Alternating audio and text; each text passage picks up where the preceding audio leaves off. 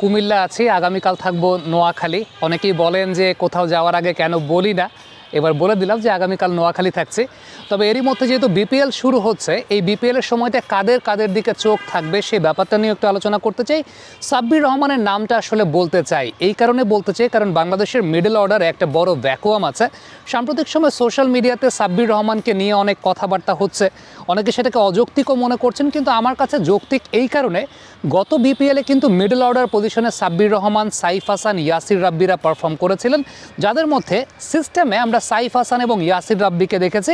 সাব্বির রহমানকে আসলে ওইভাবে সিস্টেমে কখনো বিবেচনা করা হয় না। এখন সিলেকশন প্রসিডিউর নিয়ে যখন আলোচনা করা হয়, সিলেক্টররা সবসময় যে বিষয়টা দেখা যায় যে ঠিক আছে 1 থেকে 10 কারা টপ স্কোর করছে ওই অনুযায়ী একটা চিন্তা করা হয়। But to be very honest, আমাদের দেশে ওই কালচারটা অ্যাপার্ট ফ্রম হান্নান সরকারকে আমরা দেখেছি যে ওই জায়গাটা নিয়ে ইভালুয়েট তিনি করেন বা করতে চান, ব্যক্তিগত জায়গা থেকেও দেখেছি যে পার্টিকুলার পজিশনে কোন প্লেয়ার কেমন পারফর্ম করছে সেই বিষয়টা নিয়ে একটা জিনিস চিন্তা করা। গত বিপিএলে কিন্তু লোকাল ব্যাটারদের মধ্যে মিডল অর্ডারে সাব্বির পারফর্ম করেছেন। তবে একটা বিষয় আমি উল্লেখ করতে চাই, সেটা হচ্ছে the number of sixes he hit last year. 18টা ছক্কা তিনি গত বছর মেরেছিলেন। তবে সবচেয়ে ইম্পর্টেন্ট ব্যাপারটা হচ্ছে 7 থেকে 15 নম্বর ওভার মিড ওভার্সের যে ফেজটা, যে সময়টা আসলে আমাদের বাংলাদেশি ব্যাটারদের বাউন্ডারি স্কোরিং এবিলিটিটা আসলে অনেক কম। আপনি দেখবেন যে অনেক ব্যাটসম্যানই আছেন যারা শুরুর দিকে বেশ রান করছেন, পাওয়ার প্লেতে রান করছেন, পাওয়ার প্লেতে বাউন্ডারি স্কোর করছেন, কিন্তু যখনই পাওয়ার প্লেটা শেষ হয়ে যাচ্ছে 6 ওভারের পর থেকে কিন্তু বাউন্ডারি স্কোরিং ক্যাপাসিটির জায়গাটা আমাদের মিডল অর্ডার ব্যাটারদের অনেক কম। সাব্বির রহমান গত বিপিএলে এই সময়টাতে 7টা ছক্কা মেরেছিলেন, এবং তার স্ট্রাইক রোটেশনের জায়গাটা বেশ ভালো ছিল। এবং আপনি যদি ডট বল পার্সেন্টেজ চিন্তা করেন, ওভারঅল বিপিএলে সাব্বির রহমানের ডট বল পার্সেন্টেজ ছিল কিন্তু 40%-এরও নিচে। সো এই জায়গাটা বেশ ইম্পর্টেন্ট যে একটা প্লেয়ার মিডল অর্ডার ফেজে কেমন ব্যাটিং করছেন, স্ট্রাইক রোটেশনটা কেমন হচ্ছে।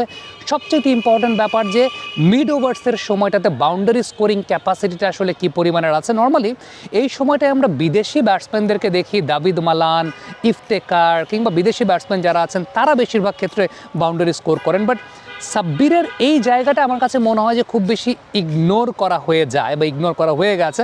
এখন সেটা নামটা সাব্বির দেখেই কিনা আমি জানি না, বাট দ্য ফ্যাক্ট ইজ গত বিপিএলের পরে হয়তো বা তার এই সিস্টেমে আসাটা, মানে আমি ন্যাশনাল টিমের কথা বলছি না, ন্যাশনাল টিমের কাছাকাছি জায়গার সিস্টেমে আসাটা সেটা হয়তো বা উচিত ছিল।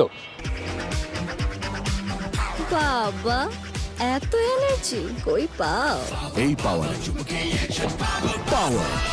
অ্যাকশন।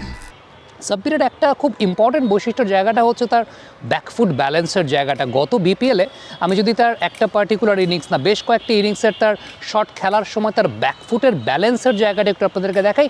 টেকনিক্যাল জায়গা থেকে হি ইজ অলওয়েজ সলিড। এবং এই টাইপের ব্যাটসম্যানরা হয় কি যে অনেক দিন খেলার বাইরে থাকলেও যখন ব্যাট করতে নামবে আপনি অন্তত একটা ভরসায় থাকবেন যে ঠিক আছে এই ব্যাটসম্যানটার ক্যাপাবিলিটি আছে, এই ব্যাটসম্যানটা স্পিনার এগেনস্টে এখন স্ট্রাইক রোটেট করতে পারবে, এই ব্যাটসম্যানটা ঠিক এই সময়টায় বড় শট খেলতে পারবে।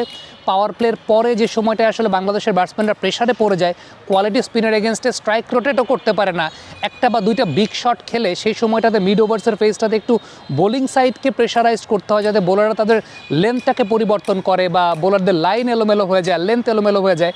ওই জায়গাটা হয় কি যে সাব্বির অনেকদিন হয়তো বা ন্যাশনাল সার্কিটে নাই, কিন্তু তার টেকনিক্যাল এবিলিটির জায়গাটা আসলে এমন যেটাতে আপনি একটা ভরসা করতে পারেন। মানে খুব সিম্পল ব্যাপার, আমি কারো নাম মেনশন করব না, যে বাংলাদেশের এই মুহূর্তে মিডল অর্ডার ফেজে যারা ব্যাটিং করেন তাদের চাইতে সাব্বিরের কাছ থেকে ওই ভরসাটা ওই সময়টা পাওয়া যায়। বলছি না যে সাব্বির পারফর্ম করেছেন বা ন্যাশনাল টিমের আশেপাশে তিনি আছেন কিংবা নামলেই তিনি পারফর্ম করে ফেলবেন, ব্যাপারটা সেরকম না। বাট আপনি একটা ট্রাস্ট, একটা ভরসা আপনি পাবেন because of his batting techniques. আপনি দেখবেন যে ব্যাকফুটের যে ব্যালেন্সটা থাকে সাব্বিরের, শর্ট খেলছেন অলওয়েজ সলিড স্টেবল ব্যাকফুট। এবং ওই জায়গাটা সাব্বির আমাকে একবার বলছিলেন যে তিনি ওয়েট বলে অনেক বেশি মাত্রায় প্র্যাকটিস করেন, যে কারণে তার ওই জায়গাটা অনেক ভালো থাকে বা ব্যাকফুটের ব্যালেন্স নিয়ে তিনি অনেক কাজ করেছেন।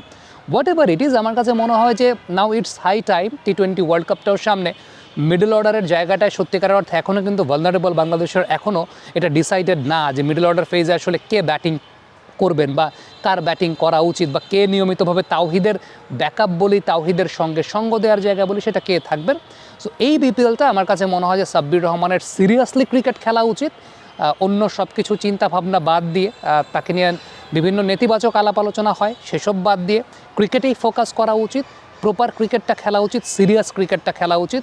আমার কাছে মনে হয় যে সিরিয়াস ক্রিকেটটা খেললে নির্বাচকদের দৃষ্টি আকর্ষণ করাটা, বিশেষ করে নির্বাচকরা যদি ওই জায়গাটায় চিন্তা করেন যে আমি পার্টিকুলার পজিশন বেসড প্লেয়ার নিয়ে চিন্তা করতে চাই, এবং সেই জায়গাটায় আমার কাছে মনে হয় তার জন্য একটা সুযোগ, ফেয়ার চান্স থাকা উচিত। কমেন্ট বক্সে আপনাদের মন্তব্য, মতামত জানতে চাই।